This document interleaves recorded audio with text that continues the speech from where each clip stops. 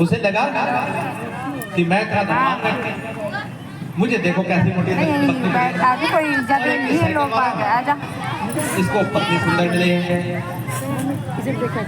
और ऐसा ये सच्चाई है कि पूरे जीवन काल, पूरे 24 घंटे के दौरान एक समय ऐसा आता है, एक पल के लिए, कि जब आप जो सोचते हैं वो हो जाता है।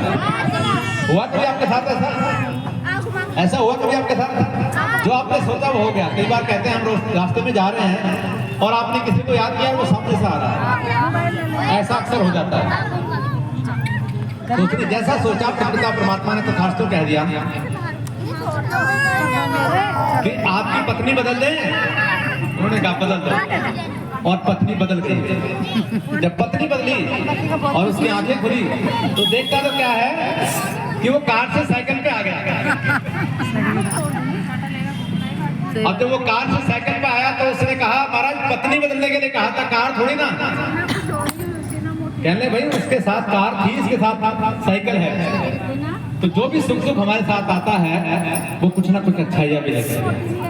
तो इसलिए परमपिता परमात्मा भगवान वाल्मीकि जी महाराज के चरणों में ध्यान लगा करके हम पूरे जीवन काल को अच्छे से बिताएं। जो भी मिला है उसमें खुश रहें।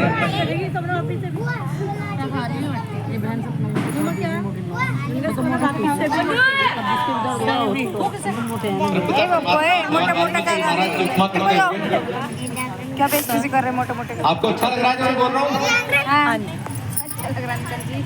परमपिता परमात्मा भगवान वाल्मीकि जी महाराज की उपमा किस प्रकार से कही है?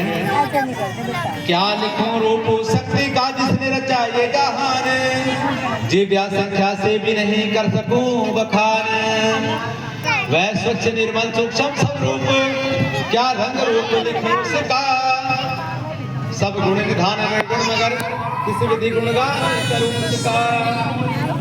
यानी जो हमारे लेखक हैं आचार्य वीरेश्वर जी महाराज, वो कह रहे हैं कि परमपिता परमात्मा का कोई रूप नहीं है तो कैसे लिखें। है रंग रूप नहीं रेख मुष्ट किस भांति कहूँ प्रभुताई मैं। है अलग अगोचर चकित बुद्धि कर सकूं ना कुछ कविताई में। सर्वज्ञ भी है व्यापक भी है फिर भी कोई लगा नहीं। हर वस्तु में उसका आभास देखो तो नामो निशान नहीं। परमपिता परमात्मा भगवान वाल्मीकि जी महाराज का वास हर वस्तु में है। मानते हैं आप इस बात को? कैसे मानते हैं? बता दो। जो भी मानते हैं वो एक कृपया करके मुझे बताएं कि किस प्रकार से आप मानते हैं कि परमात्मा वाल्मीकि महाराज कण कण में विराजमान है। बेखटक नहीं बताएं, बेचैन बताएं कैसे विराजमान है। पावन सत्य चिन्ह के रूप में विराजमान है, जो कि वी के आकार का है। कैसे विराजमान है? जब कोई पौधा अंकुरित होता है, जल्दी कर दे मैं। जब कोई पौधा अंकुरित होता है तो पहली जो पंखुड़ी निकलती है कैसे निकलती है? ऐसे निकलती है, ऐसे निकलती है ना। क्राइस्ट चिन्ह तो नहीं निकलती, ऐसे तो नहीं निकलती ना, ऐसे निकलती है। यानी परमात्मा वाल्मीकि जी महाराज सबको जीवन दान दे रहे हैं, सबको जीवन दान देने वाले। हम लोग का जो शरीर है न जाने इधर को भी हाथ घुमाओगे उधर को पावन सत्य चिन्ह बनता है, मुख खोलोगे पावन सत्य चिन्ह बनता है। सूरज उगता है तो कहां से उगता है? पहाड़ ऐसे खड़े होते हैं उसके बीच में सूरज उगता है। यानी पावन सत्य चिन्ह से पूरे संसार का प्रादुर्भाव हुआ है, सारे संसार का उदय हुआ है। परमात्मा वाल्मीकि जी महाराज की छाप पूरे संसार में पावन सत्य चिन्ह के रूप में विराजमान है। हर सू में है, हर शय में है, हर चमन सुमन वन वन में है।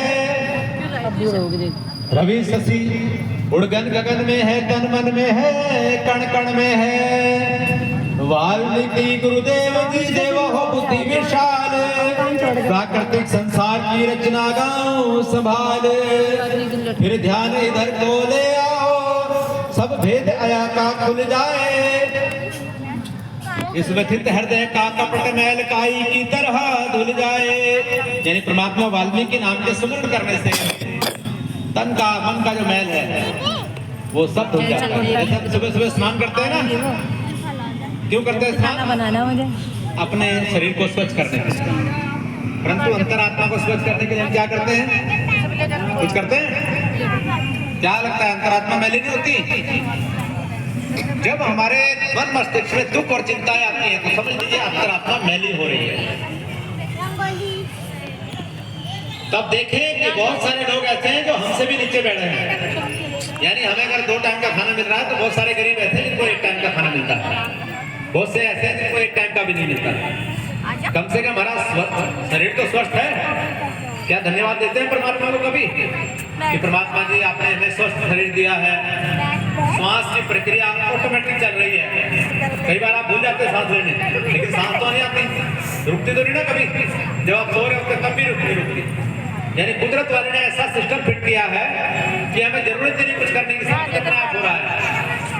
हमारा जीवन भी ऐसे चलता है। इन अतुल ज्ञान के शब्दों को कर विचार ज्ञान द्वारा तोलो, एक बार सभी हिल मिल करके प्रभु वाल्मीकि की जय बोलो।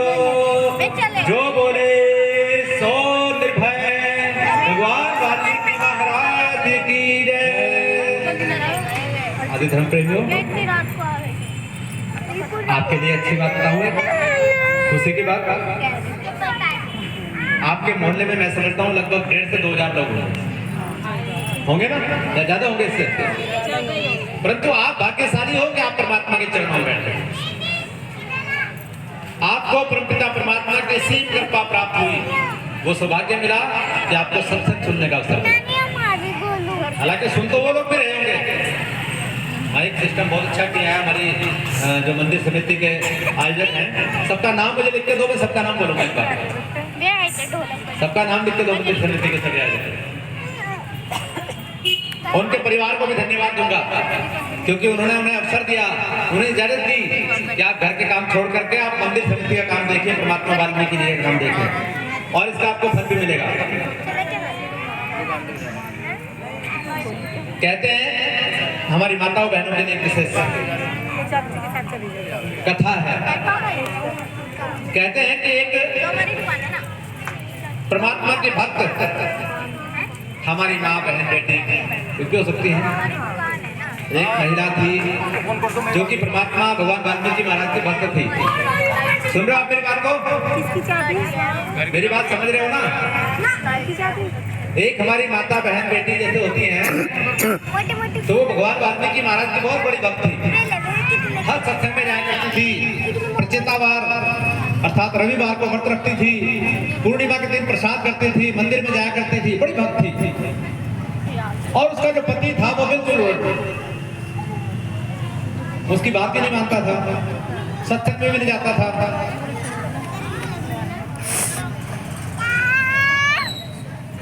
अब एक बार क्या होता है कि 2-4 महात्मा जी उनकी गली में आते हैं और महात्मा जी जब गली में आते हैं तो वो ढूंढते हैं कि कहीं मुझे पानी मिल जाए। 4-6 लोग खड़े थे बाहर गेट पे, उन्होंने पूछा भाई कहीं से पानी मिल जाएगा? उन्होंने कहा फला महिला जो है वो परमात्मा की भक्त है, वहां पर आपको पानी मिल जाएगा। परंतु गेट पर कौन मिला? उसका पति। गेट पर कौन मिला? उसका पति, जो निहायत ही बदतमीज प्रवृत्ति का व्यक्ति था। जैसे ही महात्मा जी आए तो कहते हैं सच्चे महात्मा का जब दर्शन किसी को भी हो जाए तो उसकी वाणी बदल जाती है, उसकी सोच बदल जाती है। और जब दरवाजा खुला तो उस व्यक्ति ने दरवाजा खोला, महात्मा जी ने कहा हमें पानी पिला देंगे? उसने कहा पिलाते तो मैं किसी को नहीं, लेकिन तुम्हें पिला दूंगा। सोच बदल गई, सोच बदल गई। वो पानी लेकर के आए गेट पे, उन्होंने कहा बच्चा खड़े खड़े पानी पिलाओगे? बैठाओगे नहीं? उन्होंने कहा बिठा, बैठने के लिए तो किसी में कहता नहीं, लेकिन तुम्हें बिठा लूंगा। बैठ गए, पानी पिया। बच्चा क्या करते हो? उसने कहा चोर हूं।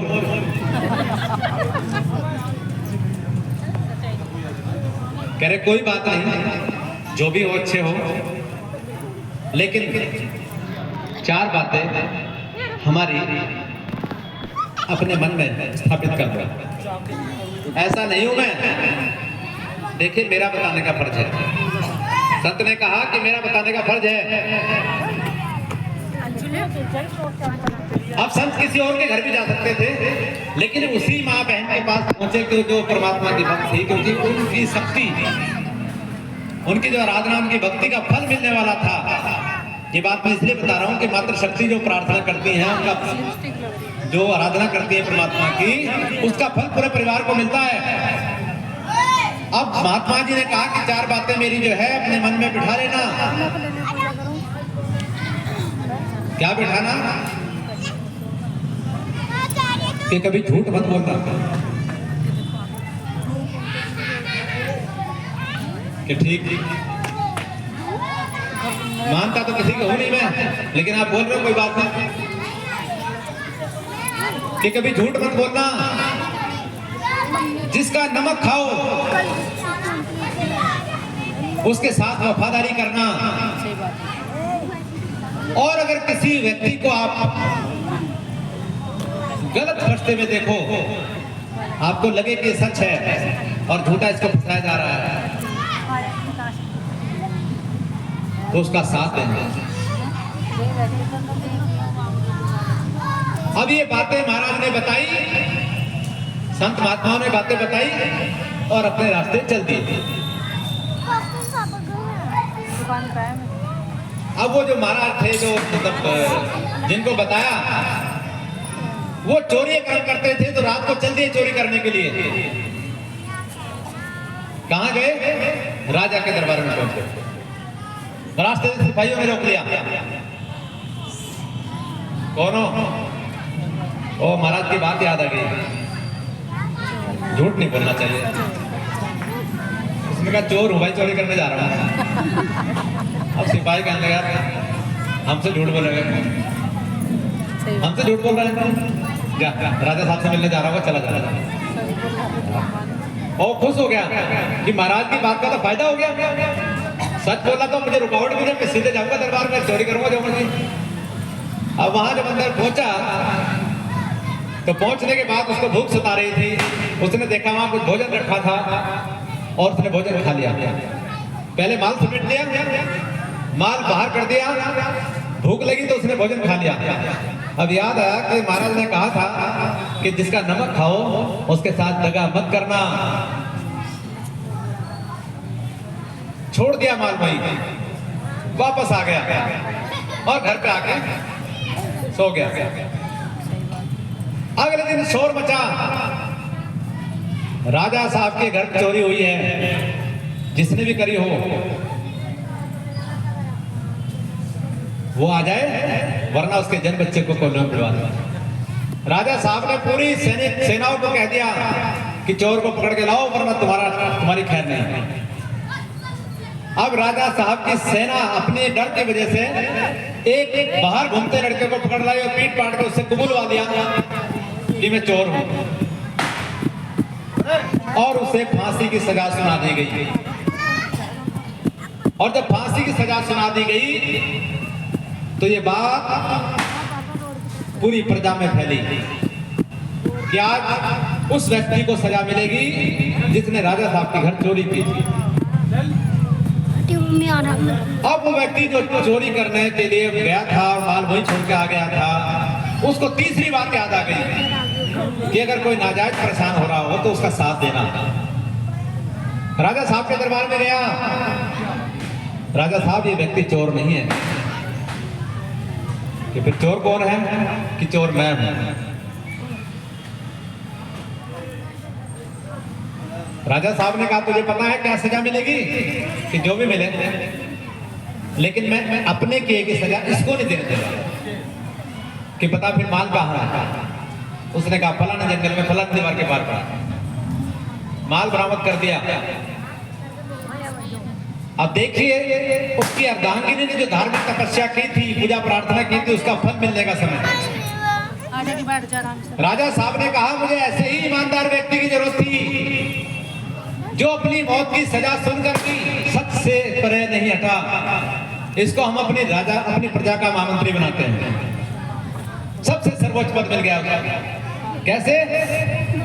उसकी अर्धांगिनी ने जो पूजा प्रार्थना की, परमात्मा की प्रार्थना की, परमात्मा की आराधना की, उसका फल किसे मिला? उसे मिला कि वो रानी के बराबर बैठेगी। अब कहां बैठेगी वो? रानी के बराबर में बैठेगी। तो जो भी हम धार्मिक सत्संग में आते हैं, पाठ करते हैं, प्रार्थना करते हैं, नित्य प्रार्थना करते हैं। हमारे यहाँ पाठ में क्या कहते हैं? नित्यनेम। नित्यनेम का मतलब होता है हम रोजाना जैसे खाना खाते हैं, जैसे हम स्नान करते हैं, अपने नित्य कर्मों से भारी होते हैं, ठीक उसी प्रकार से हमें परमात्मा का नाम भी सुबह शाम लेना चाहिए, जितना भी समय आपको मिलता है। ऐसा नहीं कि आप सब कुछ छोड़ के उसी में लग जाओ। आपको अपने परिवार का ख्याल भी रखना है, आपको अपने बच्चों का ख्याल भी रखना है, उसी में नाम जपते रहते हैं। हमारे यहाँ धर्म समाज में एक कहावत आती है कि मधु का अर्थ सुरा है। मधु एक शब्द आता है मधु का बारे में सुना आपने? मधुशाला सुना है? मधुशाला किसे कहते हैं? मधु कहते हैं शराब को। कहते हैं कि मधु का अर्थ सुरा है। सुरा नाम की दो नाम नशा निस्दिन रहे का जगत में हो। यानी परमात्मा के नाम का नशा तो रहे, परंतु जगत में काज भी हमारे बदस्तूर चलते रहे। हम अपने बड़ों का सम्मान करें। अगर हम शादीशुदा हैं तो अपनी सासू माँ की सेवा करें, अपने सास ससुर को समय से खाना, चाय, पानी जो भी उनकी आवश्यकता है वो पूरी करें। अपने बच्चों को तैयार करके स्कूल भेजें, अपने कर्तव्य निभाए, परमात्मा अपने आप को। तो परमपिता परमात्मा भगवान वाल्मीकि जी महाराज के पावन चरणों में एक बार पूरे आते हुए और सृष्टि रचना महात्मा की ओर आपका ध्यान लाते हुए अब 10 मिनट बाद हम लोग आरती करेंगे, सच्ची प्रार्थना करेंगे, उसके बाद प्रसाद वितरण है। धरणी गगन का था नहीं जब कुछ नामो निशान, उसी समय की है कथा श्रवण करो धर ध्यान। अर्थात उस समय पृथ्वी नहीं थी, ये गगन भी नहीं, उस समय की कथा का वर्णन है। धरणी गगन का था नहीं जब कुछ नामो निशान, उसी समय की है कथा श्रवण करो धर ध्यान। अब क्षीर सिंधु भी था नहीं और ना थी जलधार, इंद्र महेश ब्रह्मा नहीं थे और नहीं थी विष्णु अवतार। अर्थात अगर ये सब कुछ नहीं था तो फिर क्या था? थी नहीं पवन अग्नि जलाती पृथ्वी का यह विस्तार न था, थी नहीं 84 लाख योनि अभ्यागत सकल पसार न था, मृत मंडल स्वर्ग पाताल न था, तरुण का भी नाम निशान न था, थे नहीं मनु मनमंत्रादि 60 शास्त्र वेद पुराण न था, शशि उड़गन थी तड़प नहीं और सूर्य का भी प्रकाश न था, थे नहीं नक्षत्र विधि विधान तिथि दिवस वार और मास न था। मतलब जो जो चीजें आज हमें देखने को मिलती हैं प्राकृतिक तौर पे या भौतिक तौर पर, जो भी वस्तुएं देखने को मिलती हैं, कुछ नहीं था जब परमात्मा भगवान वाल्मीकि महाराज प्रकट हुए। प्रकट के समय कैसा वृतांत था आप जरा ध्यान लगा कर, कहाँ ध्यान लगाएंगे? परमपिता परमात्मा भगवान वाल्मीकि के पावन चरण। और अगर आंखें बंद करके बैठ जाएं तो आप उसको बहुत सारे फल प्राप्त कर लेंगे कि आज के दिन का आपको पूरा पूरा फल प्राप्त होगा। क्या था उसमें? धुंधकार भी था नहीं और ना था अंधकार, जगमग ज्योति